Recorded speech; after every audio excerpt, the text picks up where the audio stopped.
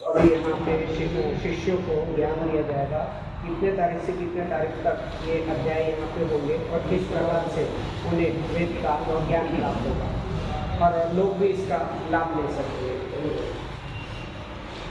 ये कार्यक्रम होगा 9 तारीख से प्रारंभ होगा और 16 तारीख तक चलेगा। 9 अगस्त 2025 से 16 अगस्त 2025 तक यह कार्यक्रम चलेगा।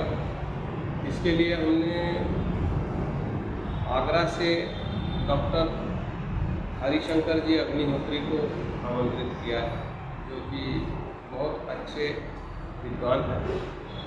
उसके साथ ही भजनोपदेश के लिए पंडित कैलाश कर्मठ जी को आमंत्रित किया है और यज्ञ के लिए हमारे जो पुरोहित हैं शिव कुमार आर्य जी, वो यज्ञ संपन्न कराएंगे।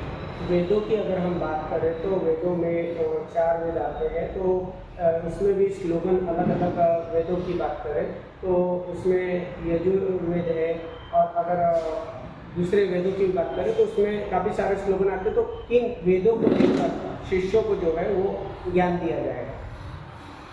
नहीं, देखिए कैसा है कि श्लोक ने वेदों में जो ऋग्वेद है वो ज्ञान कांड है, यानी क्या क्या पदार्थ हैं संसार में, उनके क्या क्या गुण हैं, उनके क्या क्या उपयोग है।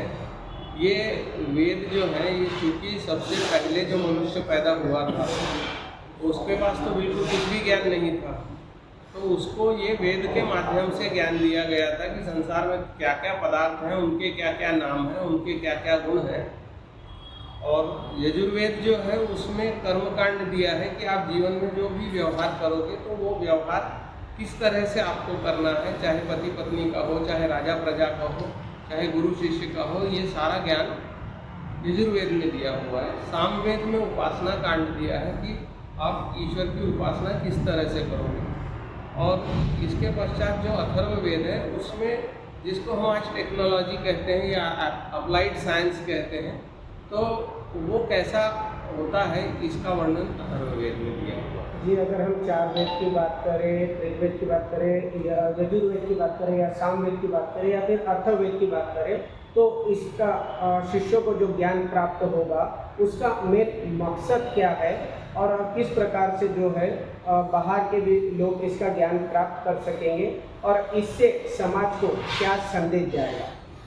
देखिए, वेद मूलतः चूँकि ईश्वर ने मनुष्य के लिए दिया था, तो वहाँ पर कोई जाति, कोई संप्रदाय इस तरह का विचार उसमें नहीं है।